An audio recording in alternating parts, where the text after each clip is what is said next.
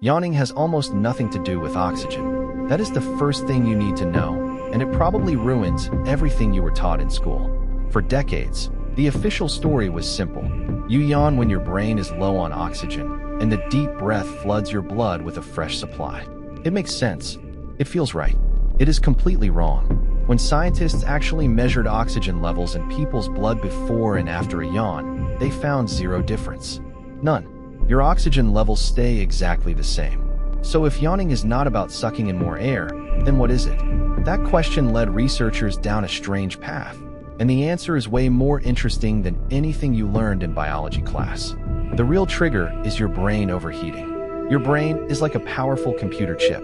It runs complex calculations every millisecond, processing sensory data, controlling your muscles, regulating your hormones, and keeping you alive.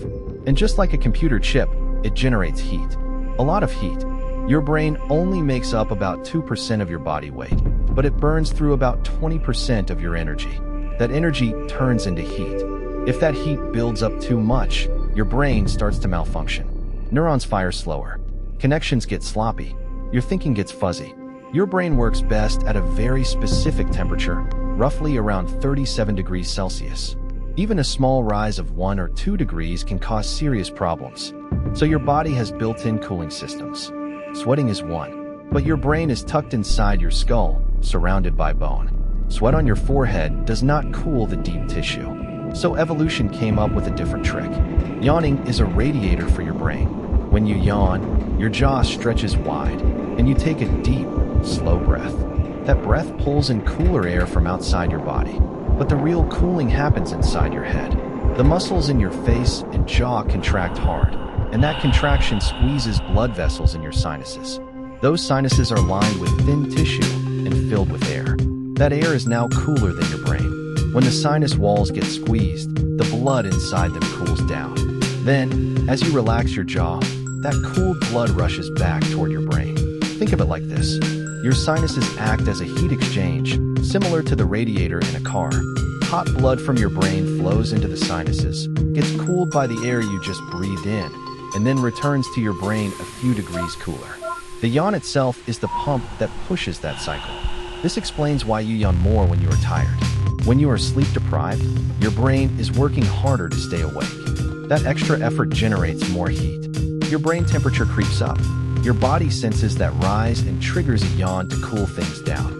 It is a desperate attempt to keep your mind sharp for a few more minutes. It also explains why you yawn when you are bored. Boredom is not just a mental state. It is a low-energy state. Your brain is not getting enough stimulation, so it starts to slow down. Blood flow decreases. Temperature regulation gets lazy. Your brain drifts out of its perfect temperature zone. A yawn resets the system. It forces a rush of cooled blood back in, giving your brain a quick jolt. That is why a good yawn can actually wake you up a little. And it explains why you yawn when you are stressed or anxious. Think about a lion about to pounce, or a student before a big exam. Your heart races. Your muscles tense. Your brain starts running at full speed. Heat builds fast. You yawn. That yawn is not a sign of boredom. It is your brain trying to keep itself from overheating under pressure. It is a cooling mechanism for a high-stakes situation. Now, here is where it gets even stranger. Yawning is contagious. You see someone yawn, and suddenly you yawn. Why would that be useful? Scientists think contagious yawning is a form of social empathy and group coordination. Imagine a group of early humans sitting around a campfire. One person is getting tired. Their brain is starting to overheat. They yawn to cool down. If yawning were not contagious, nobody else would notice. But because it is contagious, the yawn spreads through the group. One by one, everyone yawns. Everyone cools their brain at the same time. The group stays synchronized. Everyone gets tired together, falls asleep together, and wakes up together. For a social species that relies on cooperation, that synchronization is a survival advantage. This also explains why you are more likely to catch a yawn from someone you care about. Studies show that contagious yawning is stronger between friends and family than between strangers. It is also weaker in children under 4 or 5 years old because their social brains are still developing. And people with certain conditions that affect empathy, like autism or schizophrenia, show reduced contagious yawning. That link is not absolute, and it does not mean anything simple about those conditions, but it points to the same idea. Yawning is wired into our social brain. So a yawn is not a signal that you are tired. It is a signal that you need to cool down. And it is a signal that your brain is trying to stay in the zone. But wait, if yawning cools the brain, then yawning in cold weather should be less effective, right? And it turns out, people yawn less in cold weather. Your brain does not need as much cooling when the air outside is already cold. In summer, or in a hot room, yawns become more frequent. Your body is fighting the external heat on top of the internal heat.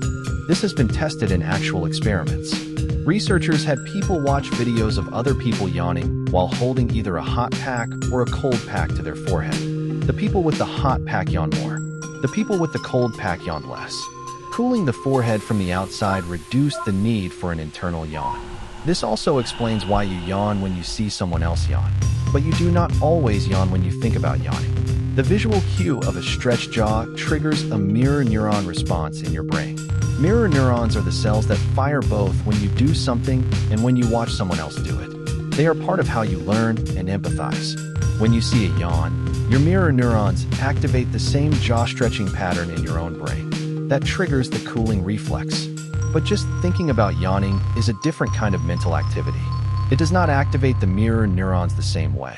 That is why reading about yawning might not make you yawn, but watching a video of someone yawning probably will.